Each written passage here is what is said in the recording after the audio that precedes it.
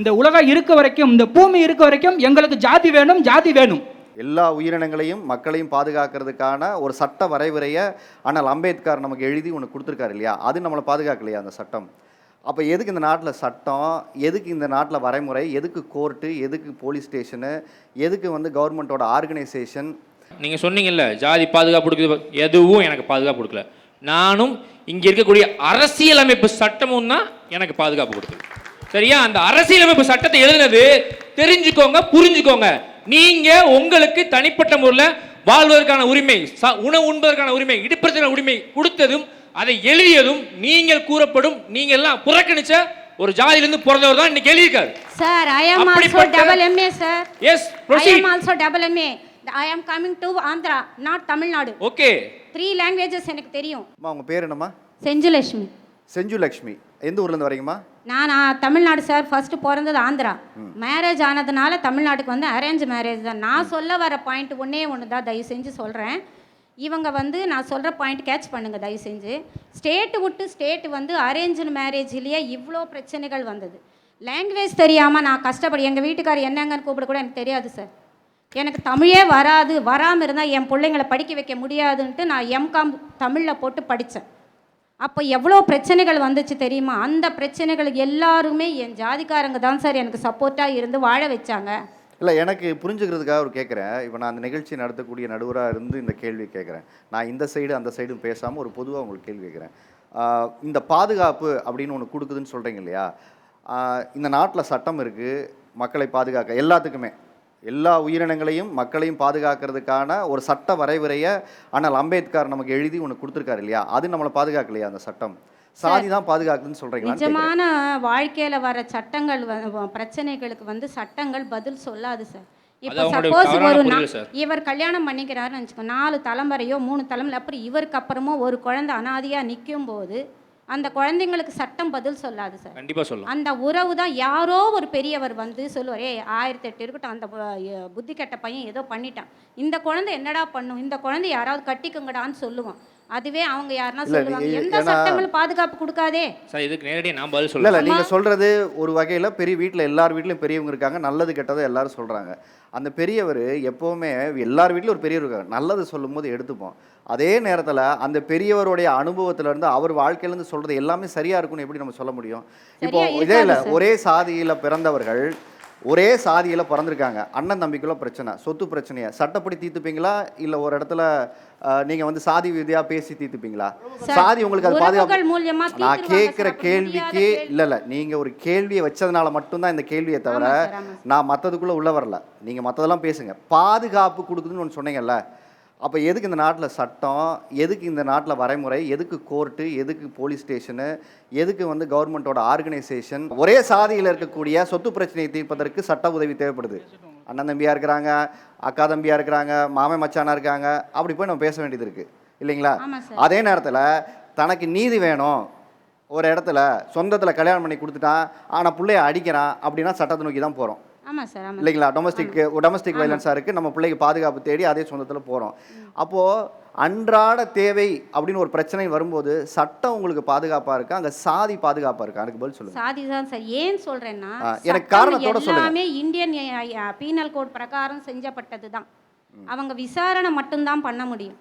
ஒரு பெரியவரோ ஒரு பெரியவங்களோ இல்லை இந்த தலைமுறையில் இருக்கிற பெரியவங்களோ சரி என்ன சொல்லுவாங்க, டே நம்ம வீட்டு மானம் இப்போ போனது பத்தாதா, அங்கே போய் எல்லா சட்டம் முன்னாடி பண்ணணுமா, கொஞ்சம் புரிஞ்சுக்கடா அப்படின்னு இப்போ இளைஞர்களுக்கு சொல்கிறதுக்கு வாய்ப்பு உண்டு. புரிஞ்சுக்க மாட்டாங்க சார், ஆனால் அவங்க போராடுவாங்க. அந்த பாதுகாப்பு ஏந்தி போராடுறது இந்த நீங்கள் சொன்ன காலகட்டம் நம்ம பஞ்சாயத்து தலைவர் ஊரில் இருப்பாங்க. அதை ஒரு இடத்துல நிறைய பஞ்சாயத்துகள் சரியாக தீர்ப்பும் சொல்லப்பட்டிருக்கு, அதே நிறைய பஞ்சாயத்துகளில் ஒரு தலைப்பட்சமாக தீர்ப்பு சொல்லப்பட்டிருக்குங்கிற வரும்போது தான் அதெல்லாம் ஒரு இடத்துல மாற்றி நாம் ஒரு இடத்துல நீதிமன்றங்களுக்கு போக வேண்டிய நாடல் இருக்குது. யார் சரி, 2 பேர்த்துக்கு ஆதாரத்தை கொடுங்க, 2 பேரையும் விசாரிப்போம் அப்படிங்கிற இடம் வருது இல்லை. உங்களுக்கு இந்த நாட்டில் சட்டம் தான் பாதுகாப்பு கொடுக்கும். சட்டம் ஒரு லெவலுக்கு தான் பாதுகாக்கும்.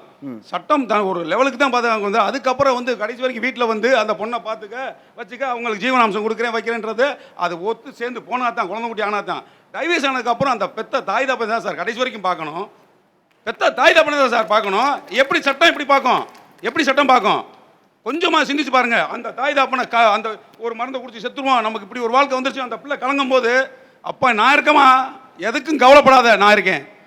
இது மாதிரி எத்தனோ விஷயம் வரும், எல்லாத்தையும் எதிர்த்து சொன்ன மாதிரி போராடு உனக்குன்ற ஒரு விஷயம் வரும் அப்படின்ற ஒரு தன்னம்பிக்கை கொடுக்கறவே பாதுகாக்கிறது தாய் தாப்பன் தான். அதாவது நீங்க சொல்ல வர்றது, திருமணத்தில் ஒரு பிரச்சனைன்னு ஒரு ஆணுக்கோ பெண்ணுக்கோ வரும்போது ஒரே சாதியில திருமணம் பண்ணா பெற்றோர்கள் நாங்கள் பாதுகாக்கிறதுங்கிறது வந்து எங்களுக்கு எளிதுன்னு சொல்ல வரீங்க. பாதுகாப்பு நீங்க என்னன்னு கேட்டீங்கல்ல, அந்த ஒரு இதுக்கு தான் இப்ப நான் சொல்றேன். வேற ஒண்ணும் இல்ல. இல்ல பாதுகாப்பு நான் இதுக்கு இன்னொன்னு சொல்றேன். இதுவே வேற்று சாதியில் ஒருத்தர் திருமணம் பண்ணிட்டா அன்னைக்கு பிள்ளைகளை பாதுகாக்கணும்னு நினைச்சா பாதுகாக்கலாமே, அது ஏன் அன்னைக்கு நீங்க நினைக்க மாட்டேங்கிறீங்க? அது எப்படின்னா மறைமுகமான ஒரு விஷயம். எதுக்கு அப்படின்னு ஒரு யாராவது மனசார செய்ய சொல்லுங்க பார்ப்போம்.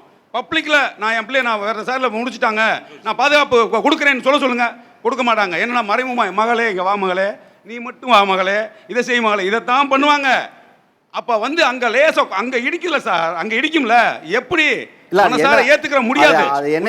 அது என்ன இடிக்க நான் சொல்லிட்டா, குற்ற உணர்ச்சி. நீங்க பார்த்து வச்ச கல்யாணத்துல ஒரு பிரச்சனைன்னு வரும்போது அதை சரியா வரலைன்னா அதை பார்த்துக்க வேண்டிய பொறுப்பு நீங்க தானே பார்த்து கல்யாணம் பண்ணி வச்சீங்க.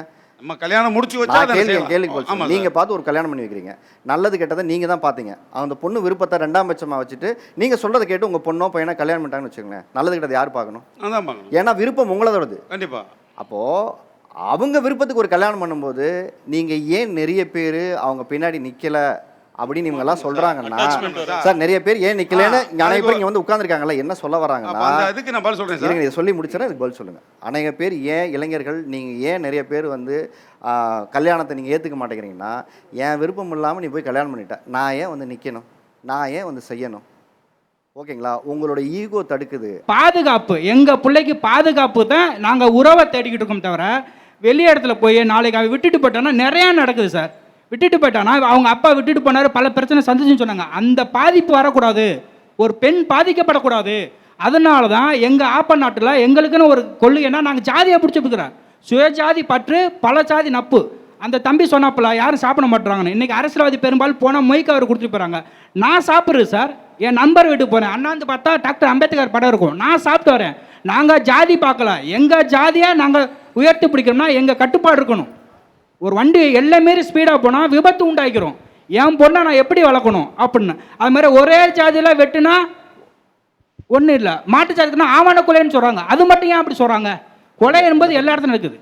என்ன சொல்கிறீங்க? புரியல. மாற்று ஜாதியில் கொலை கல்யாணம் மேரேஜ் பண்ணுற லவ் பண்ணுறாங்கன்னா ஆவண கொலைன்னு சொல்கிறாங்க இல்லைங்களா? ஆணவ கொலை ஒரே ஜாதியில் பண்ணால் ஏன் சொல்ல மாட்டுறாங்க? அதாவது வசதி பொருளாதாரம் பார்த்து தான் வருது. இன்றைக்கி காதல் நிறைய நாடக கதை உண்மை, யாரும் பொய் பேசக்கூடாது. அதனால பேரண்ட்ஸ் பாதிக்கப்படுறாங்க.